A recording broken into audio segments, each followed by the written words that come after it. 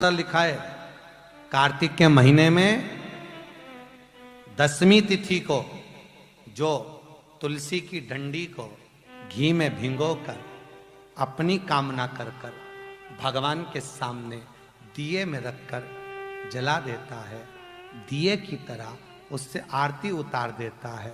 कहते हैं उसका जन्म दूसरी बार पृथ्वी पर नहीं होता, वो भगवान के गोलोक धाम में जिंदगी भर के लिए विराजमान हो जाता है। जिंदगी भर के मात्र 10वीं की तिथि के लिए, केवल 10वीं। चिड़चिड़ करता है, क्रोध करता है, गुस्सा करता है, तो महाराज शंकर भगवान का श्रंभेश्वर महादेव का नाम लेकर 31 बेलपत्र, जिस व्यक्ति को क्रोध आता है उस व्यक्ति का स्मरण कर कर आखा चावल मतलब सेगे चावल के साथ एक एक बेलपत्र 31 बेलपत्र कर कर शिव जी के शिवलिंग पर समर्पित करी जाती है। मात्र 10वीं की तिथि के लिए, केवल 10वीं, चाहे उजाला की हो चाहे अंधेरे की। कौन से महादेव का नाम लेना है? श्रंभेश्वर महादेव, शिव जी का एक। हमारे यहाँ तुलसी के कुंड का भी विधान है। गोल कुंडा है ऐश्वर्य देगा, चौकोर कुंडा है। आप लोग कई बार देखे होंगे किसी किसी के यहाँ चौकोर तुलसी का क्यारा होता है, कुंडा होता है, वो वंश बढ़ाता है। षडाकृति का है, वो धन देता है, संपदा देता है। दोष हमारा है, हम तुलसी के कुंडे के नीचे शंकर जी को रख देते हैं। क्यों? कि यहीं तुलसी जी को पानी चढ़ाएंगे, यहीं शंकर जी को चढ़ा देंगे। दोष है। तुलसी के कुंड के नीचे हम सर्प देव को रख देते हैं, नाग देवता रख देते हैं, पानी चढ़ाएंगे, पाथरी रख देते हैं, नहीं, दोष।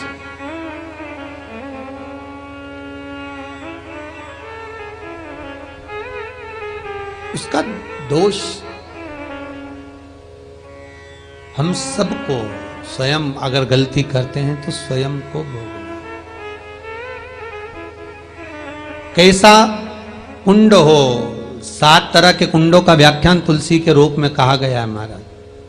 पहला गोल, दूसरा चौकोर, तीसरा षडाकृति, चौथा त्रिवेणी, 3 कोने वाला कुंडा। शास्त्र कहता है जिसके मार्ग घर में टुकड़े हो रहे हों, घर विभाजन की ओर हो रहा हो, तो 3 कोण का कुंडा घर में रखकर पूजा करने पर परिवार एक हो जाता है। 5वां, गार्डन में बिना कुंडे का, बिना कुंड का जो तुलसी का पौधा रोपित होता है, बिना कुंड के एक बगीचा जैसा बो दिया जाता है, तुलसी तुलसी उत्पन्न हो जाती है। महाराज वहां पर संपदा तो रहती है पर चिंता बहुत रहती है, टेंशन बहुत रहता है। क्यों? घर के दरवाजे के बाहर इतनी सारी बगीचे में तुलसा कर दी। कोई निकल कर जा रहा था, उसने थूक दिया, कोई निकल कर जा रहा था, उसने पानी डाल दिया, कोई श्वान ने, कुत्ते ने, किसी ने, बिल्ली ने गंदगी कर दी, उसका दोष आपको लगेगा। इसलिए कुंड के अंदर तुलसा का, तो वो धन तो देगा, जो तुमने बगीचे में तुलसा लगाई है, गार्डन तुलसा का करा है, वो धन तो देगा, संपदा भी देगा, पर चिंता को बढ़ा देगा। 5वां,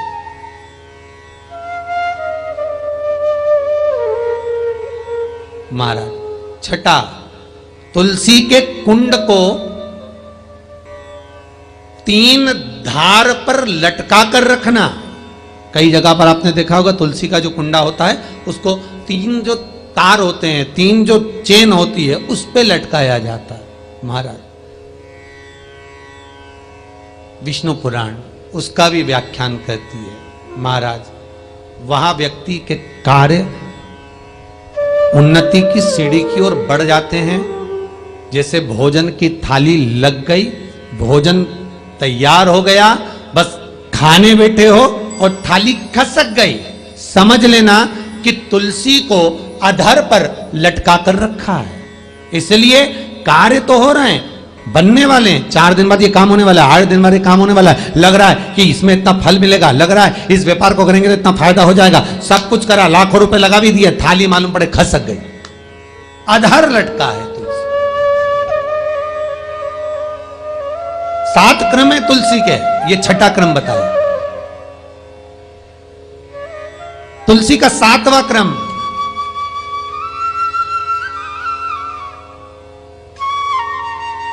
तुलसी का 7वां क्रम है। महाराज, तुलसी का कुंडा जैसा घर के आंगन में है, तुलसी का कुंड जैसे घर के आंगन में विराज रहा है, ऐसा ही छोटा सा कुंड भगवान के लिए रोपित करें। प्रतिदिन भगवान की सेवा करते समय तुलसी का कुंड सम्मुख रखकर उसकी आराधना करना, फिर उस कुंड को वापिस बाहर ले जाकर रखना, फिर दूसरे दिन पूजन के समय पर कुंड को लाकर रखना। हम तो यहां तक कहते हैं, विष्णु पुराण गर्ग संहिता कल्याण का तुलसी अंग यहां तक वर्णन करता है कि आप पूरे साल ये नहीं कर सकते तो कम से कम कार्तिक के महीने में भगवान के सामने तुलसी का छोटा कुंड, चौकोर वाला, गोल नहीं, चौकोर कुंड लाकर भगवान के सामने रखकर छोटा सा कुंड का पूजन कर कर भगवान के साथ उस कुंड को वापस बाहर विराजमान करें, फिर कल लेकर आए, फिर विराजमान करें। आप पूरे साल नहीं कर सकते। तो चीजें हैं, पहले नंबर पर है नसीब, दूसरे नंबर पर बदनसीब और तीसरे नंबर पर खुश नसीब। जो भी परमात्मा ने आपको दिया वो आपका नसीब है, और परमात्मा ने जो दिया उसके बाद भी आप अगर संतुष्ट नहीं हो वो आपका बदनसीब है। जो मिला उससे भी हम खुश नहीं है तो ये आपकी बदनसीब है। जो मिला उसमें संतुष्टि है, समझ लो आप खुश नसीब हो। परमात्मा ने आपको। कार्तिक महीना प्रारंभ हो रहा है, मेरे शंकर भगवान के दरवाजे पर जाकर, मेरे शिव भगवान के दरवाजे पर जाकर दीपदान जरूर करो, दीप जरूर लगाओ। मंदिर में अगर कोई दिया रखा हुआ है और आप घर से इतनी बड़ी डब्बी ले गए, उसमें घी थी, बत्ती थी, माचिस थी, माचिस, बत्ती और घी डब्बी में तुम लेकर चली गई, दिया लेकर नहीं गई, तुमने दूसरे के रखे हुए दिए में अपनी बत्ती लगाकर आ गई हो तो तुम हजारों बार बत्ती लगाना, जिसका दिया था उसी के खाते में वो दीप दान जाएगा, तुम्हारे खाते। जब मौका मिल जाए, लगे आपको कि लक्ष्मी की कमी है, कमलगट्टा पानी में डालकर या कमलगट्टा शिव जी पे चढ़ाकर उसका पानी चढ़ा दो। जल चढ़ाते रहिए। हाँ, बीच बीच में अगर ज्यादा तकलीफ आए तो चंदन, लाल चंदन उसमें डालकर चढ़ाओ। लक्ष्मी की कमी आए, कमलगट्टा डालकर चढ़ाओ। रोग ज्यादा घेर रहा हो तो काली तिल चढ़ाकर चढ़ाओ। और ज्यादा तकलीफ बीच में आ रही हो तो शमी पत्र चढ़ाने के बाद फिर जल चढ़ाओ।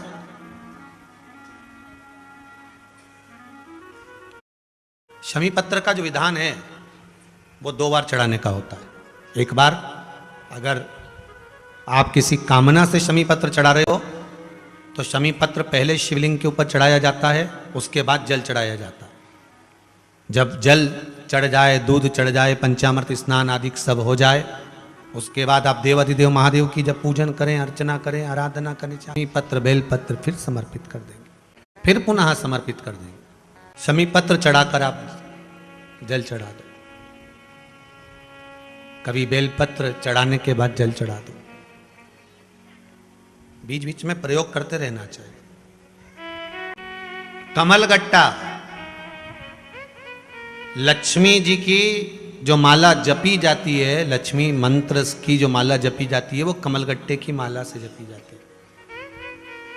लक्ष्मी जी को कुबेर की प्रियता के भाव से कमलगट्टा दिया जाता है, और कमल और कमलगट्टे का भाव एक ही होता है। अगर आप कमल का पुष्प भगवान को समर्पित नहीं कर पाते तो कमलगट्टा भी अगर शंकर को चढ़ा रहे हो, कमल के पुष्प का जो बीज होता है, कमल के पुष्प का जो भाव होता है वो कमलगट्टा होता है।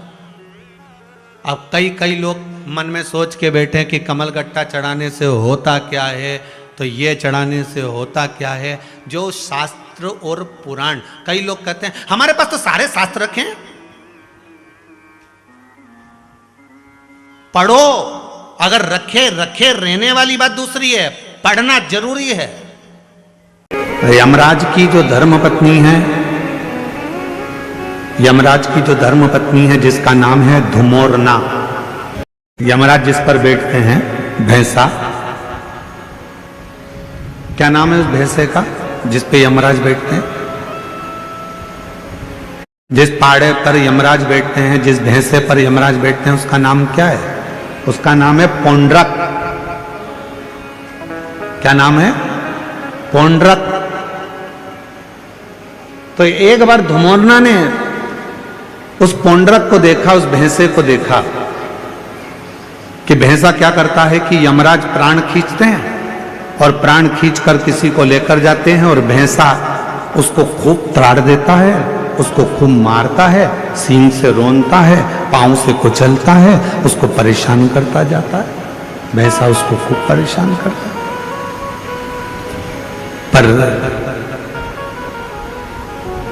धुमोरना ने फिर एक जगह देखा कि धुमोरना ने देखा कि वो भैंसा एक जीव को यमराज लेकर जा रहे थे, पर उस भैंसे ने उसको कोई कष्ट नहीं दिया, भैंसे ने उसको कोई परेशान नहीं किया।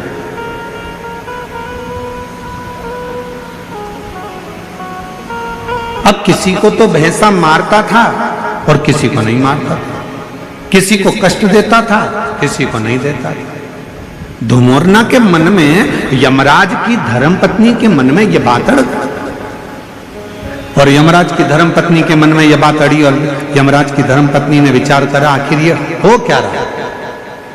जब यम की आज्ञा है कि कष्ट देना है तो देना चाहिए, फिर ये भैंसा किसी को कष्ट देता है, किसी को नहीं देता है, किसी को अच्छा रखता है, किसी को बुरा रखता है, आखिर ऐसा हो क्यों रहा।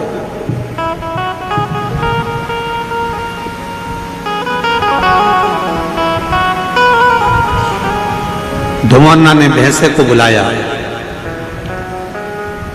और भैंसे को बुलाकर धुमोरना ने कहा, क्यों रे पौंड्रक, ये बता कि किसी किसी को यमराज जब खींच कर लेकर जाते हैं, प्राण जब छूटते हैं, तो किसी को तो तू बहुत कष्ट देता है, किसी को तो तू खूब मारता है, कष्ट देता है, परेशान करता है, उसको खूब खूब रोनता है, पांव से भी रोनता है, सींगों से भी रोनता है, किसी किसी को तो बहुत कष्ट देता है।